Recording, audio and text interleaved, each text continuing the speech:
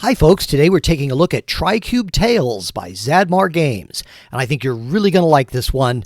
Let's talk about it after the intro. Hi folks, and welcome to Sharp Mountain Games. Here we talk about group games, solo games, and we even have some actual plays in our live tab. You can also check out our print and PDF products at Amazon, Roll20, DriveThru, and Lulu, and they're all linked below. Now let's get to the good stuff. So today we're taking a look at Tricube Tales by Zadmar Games, and Zadmar Games is Richard Wolcock, and some of the illustrations, the cover was by Luigi Castellani, who I think also did some stuff for Basic Fantasy, and then the interior artwork by Rick Hershey and Storn Cook, and it's been around since 2019. And it's also been released under a Creative Commons license. So if you want to write micro settings and things for this game, you're able to do that as long as you follow the rules. So let's get into this.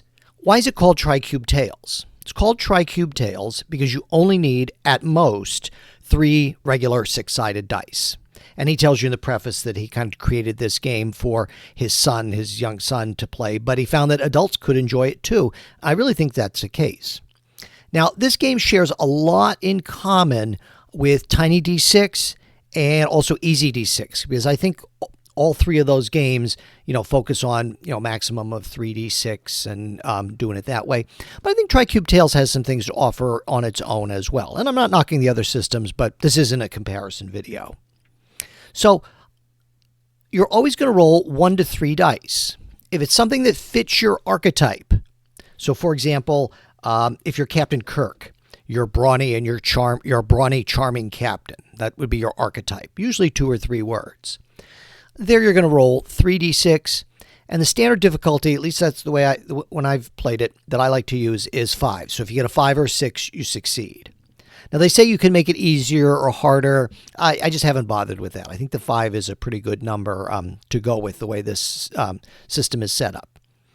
And then if you have a perk, so if there's something special about you. All right, so we said Captain Kirk is a brawny, charming captain, and I would say his perk is strategy. He's really good at figuring out solutions to different things when he's negotiating with different planets or in a space battle. So in those cases, he could succeed on a 4, 5, or 6. However, he's going to have to spend what's called a karma point, and you get 3 of those. We'll talk more about that later. And then you have a quirk that makes things harder for you, that kind of bumps you down. So if you're usually succeeding at a 5 or 6, you'd only succeed at a 6. But if you play your quirk, so maybe for Captain Kirk, it's something like, he's a lover boy or he's quick to fall in love. So if he plays against his quirk, yeah, he may not make the dice roll, but he gets a karma point back that he can use later. Now it says choosing a setting. This is very system agnostic, kind of in the way that Fate often is. So you can use this for just about any setting, and it gives you some examples later in the thing. And some example of play. And let's get into the character. He talks about how to create the characters, but I think when you see a character, that really makes it clear. So here's our archetype, an agile cyborg gunslinger. So anytime he's doing something agile, and usually that's range combat and getting out of the way or doing something acrobatic, you roll 3d6.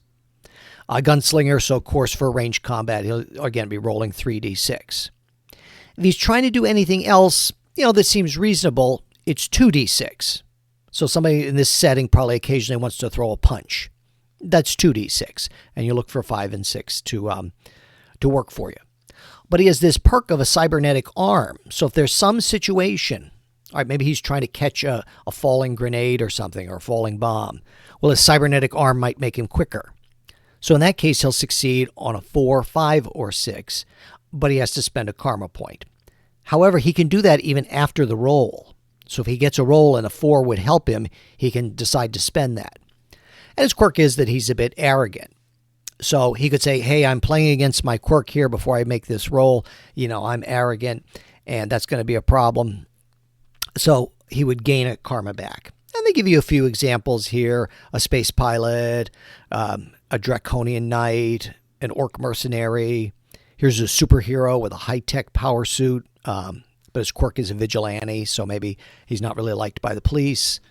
And we've got a crafty psychologist who clearly bought her outfit at the Star Trek Enterprise yard sale. At least that's what it looks like to me, if I'm remembering correctly. The game rules. So he kind of talks you through how to do the challenges, and a lot of it is stuff that, you and I just talked about a minute or so. But it's very narrative focused. You're not worried. If you're a brawny type character, you don't have a +1 sword necessarily. You're using your sword or you're using your fists to do some damage. And everybody has 3 resolve points, which are kind of like hit points, or I think of them more as scene points. Because if you lose them, that doesn't necessarily mean you're dead. It means you're out of the scene. And I think you have to negotiate with your GM and your players how you want to do that. If you want a real deadly Conan type game or old school Dungeons and Dragons type game, maybe when you're out, you're dead, or you have, one last chance for the cleric to heal you. But in a superhero game, maybe you're knocked out and just can't do anything more the rest of that scene. Also, he says, there's certain defeated characters. If you go to 0, you could decide that, well, you get some affliction, like a broken arm. It says a phobia, a bruised ego, something in that situation. I believe that's very similar to Fate, where you can take like a permanent, like a scar or something like that. But that's something you could talk about and see how it works with your group. And a little bit about how to recover things. Opposed challenges. You could do an opposed challenge. In general, the NPCs don't roll. Not maybe once in a rare while, but for the most part, it's very player-facing. That the players, try to hit something and try to dodge. And he gives combat. And you're going to see combat is really very quick here. And in fact, as I was running it, when I was running it solo, I was doing the attack and the dodge roll in the same thing. So you could roll this really super quick if you had like 2 different color dice, maybe 3 white ones and 2 red ones to dodge, or however many red ones you get to dodge. Just get sets with different color dice, which especially their D6s, we all have them. And then he, just reminds you, okay, you can be agile, brawny, or crafty. You can be fast, you can be strong, or crafty is you're kind of wise, or maybe like a thief would be crafty if they're very clever, a wizard or a cleric. And let's see, perks, and talks about stacking perks and quirks. And you can see all this is really quick. You can download, the version we're looking at is for the tablet, because I thought that would be good to show here on YouTube. But there's a slightly skinnier version which works and looks great on a phone, so you could easily have this with you. And then, okay, so that's 39 pages, 36, but it really isn't, because each page is very, very short here. And then he gets into some genre suggestions, like cybernetics. You can use fear and insanity if you want to do a Cthulhu type thing. Hack and slash, like I said, if you want something that's more Dungeons and Dragons or Conan, that's your hack and slash, dungeon crawls. And he even has some suggestions about how you could adapt this if you really want to do like levels and ranks, 10th level, 12th level. If you wanted to do that, gives you, you're going to see the characters are very, very simple here. Like a bear is rank 2. That means it has 2 resolve points, and it's going to be rolling 3d6 for brawny, probably 2d6 for most other physical challenges. Now, magic is, this is an area where it is going to be to personal taste. There isn't a lot of magic in here. He's saying that, if you're working with a system that has spells, maybe everybody gets 3 spells. And you are going to have to say, well, how do I adapt these rules? I don't think it's impossible by any means, but, it's a little bit more of a looser magic system if you want something like that. However, I would say this. If you want a really strongly defined magic system, you already own that game. You may not be playing this game anyway. We're talking this maybe more for a more casual game, or if you want to allow a little bit more descriptions and things from your players for the magic. And he says you can place limitations on magic. You can have spell lists, mounts and minions.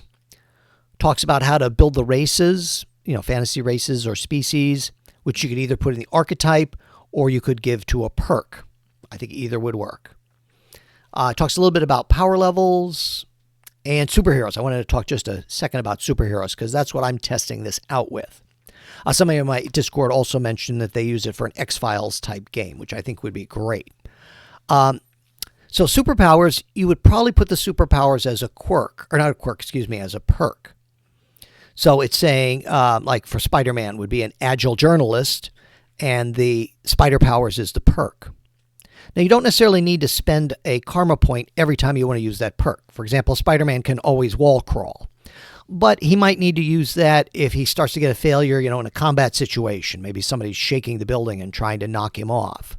I think a good quirk there for somebody like Spider-Man or Superman, a lot of times their quirk could be their, Aunt May or Lois Lane or somebody who a villain might try to put in danger. I talked about supernatural things, like if you want to do a vampire game. So he's trying to cover a lot of ground here.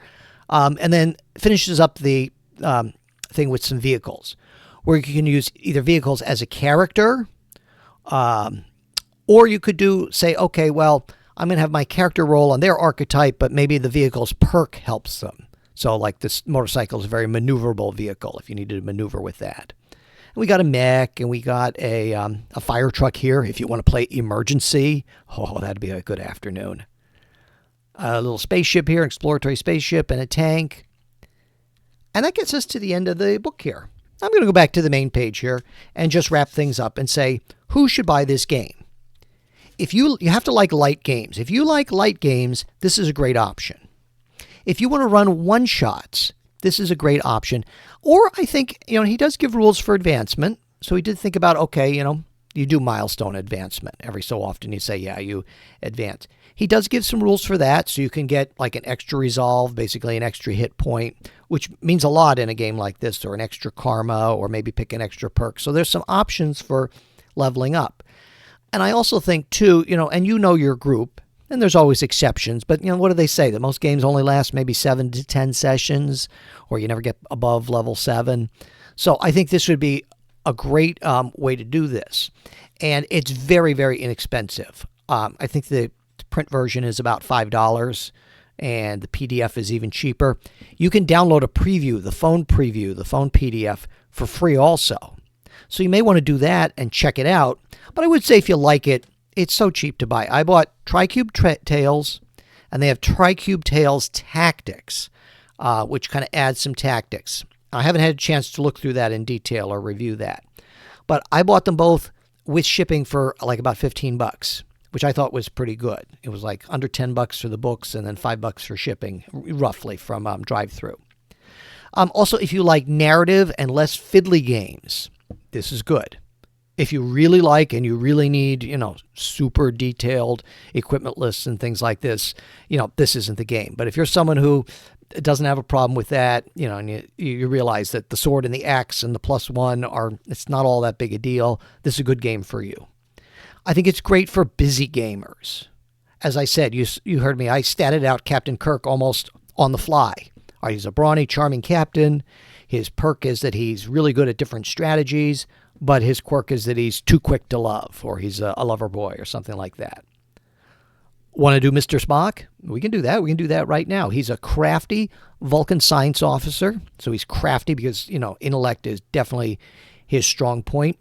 His perk would be Vulcan, which I think would give him a little bit of advantage. Spock was always very good in combat. He was a little bit stronger, and he has the Vulcan mind meld and the neck pinch. Definitely could be a perk to use during combat. But his quirk would be he's logical, or emotionless. So sometimes that puts people off. It definitely could hurt him in some social situations. Also, Tricube Tales has a solo version, which gives you some oracles and things like that and cards. However, I'm not sure that you really need that. You can buy it if you want. Absolutely take a look at it. I haven't had a chance to take a look at it yet. But I think Tricube Tales is excellent for solo gamers. It's just quick and really easy to manage multiple characters. I ran 2 superheroes, no problem, through it. I was trying it out last night. Much quicker than some other superhero games, that I've played in the past or worked with. So I think for solo gamers, it's so low overhead and it's very easy to hack. So for example, there's no rules on entanglement in here. No problem. If you get entangled, you're making a brawny roll the next round to get out. And if you're trying to dodge, if somebody's trying to attack you, well, you're going to be either doing that at like -1 on the quirk or maybe even -1 dice, depending on the situation, how strongly you think they got webbed up. So it's really, really easy to hack. So I've put the link for Tricube Tales, again, from Zadmar Games. I have that link in the description below. If you like this video and can give it a like or subscribe, thumbs up, that would be great. And I hope to see you again next time. Take care, folks.